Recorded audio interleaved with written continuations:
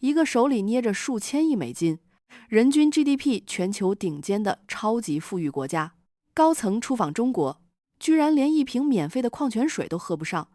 就在5月18号，身价千亿的新加坡国务资政李显龙，竟然带着一众内阁高官，自己掏信用卡买票，和普通游客一起硬挤低成本航空库航的经济舱，去个隔壁县城都要警车开道，包机专享，这是很多国家官员出访的标配。但为什么人均 GDP 突破 8.8 万美元的新加坡，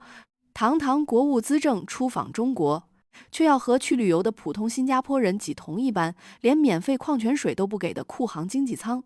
大家好，这里是潜伏在滨海湾的金沙眼。5月份，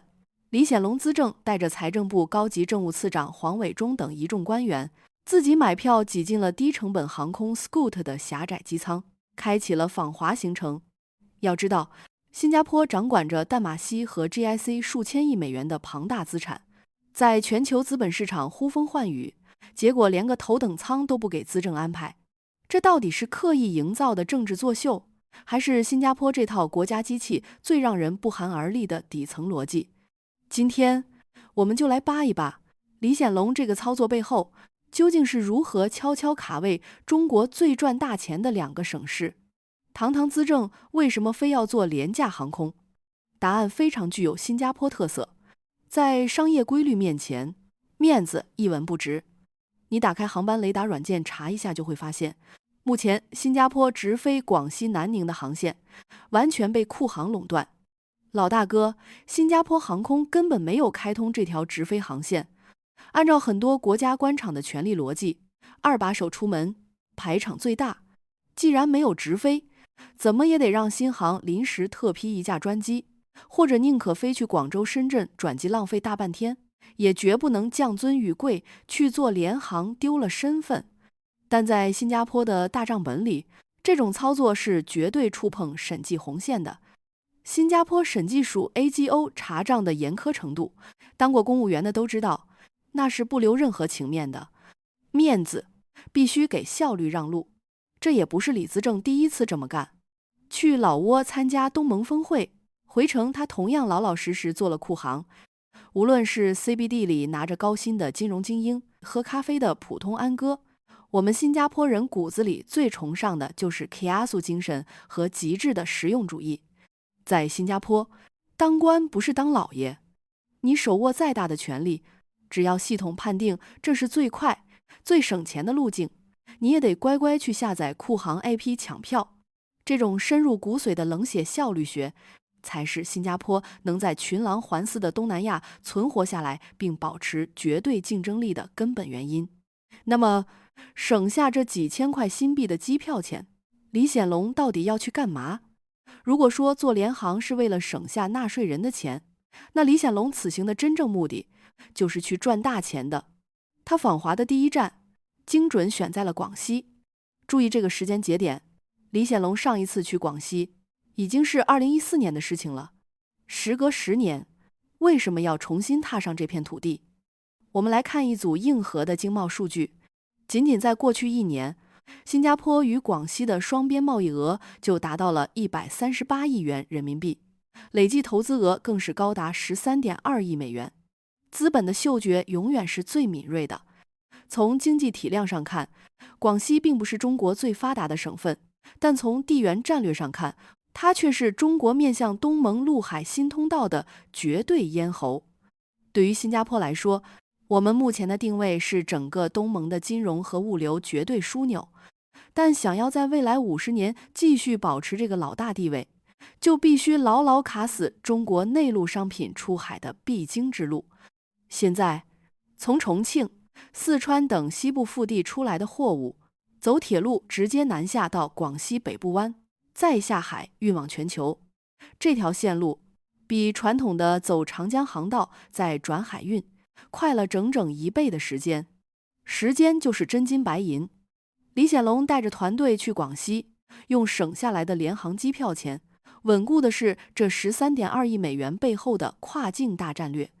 这早就超越了普通的经贸合作，这是新加坡在整个亚太物流版图和地缘政治中的精准卡位。拿捏住了北部湾，就等于锁定了中国西部与东南亚交汇的财富密码。离开广西后，李显龙的下一站直接飞往了上海。有意思的是，就在短短半年前，他刚刚造访过这座城市。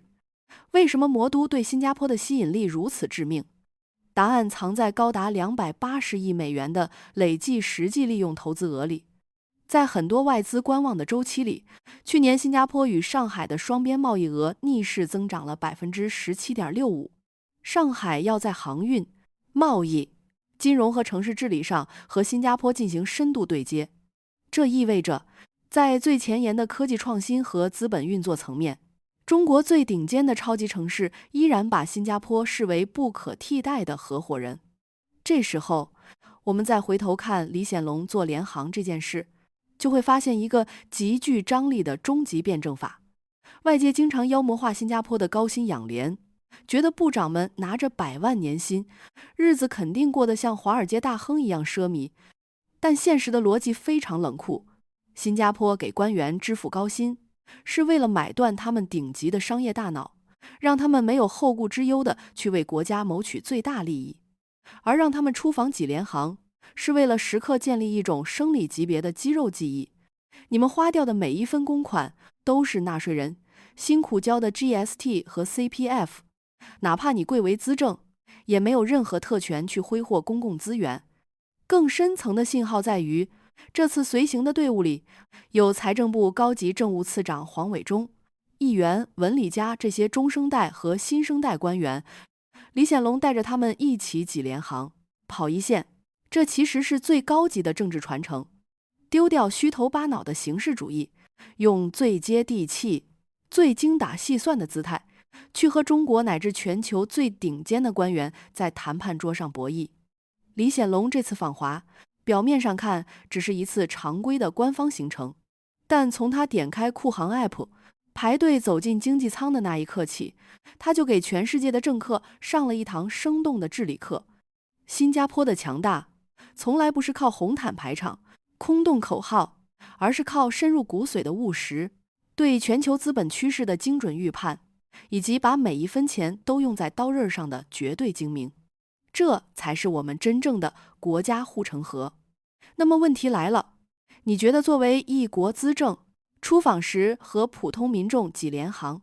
究竟是展示了体制的自信与清廉，还是说为了所谓的国家形象，其实更应该包机出行？如果你在酷航的航班上偶遇了李资政，你最想对他说什么？欢迎在评论区留言，告诉我你最真实的看法。如果你喜欢今天的高维度拆解，请务必订阅频道并打开小铃铛。这里是潜伏在滨海湾的金沙眼，我们下期见。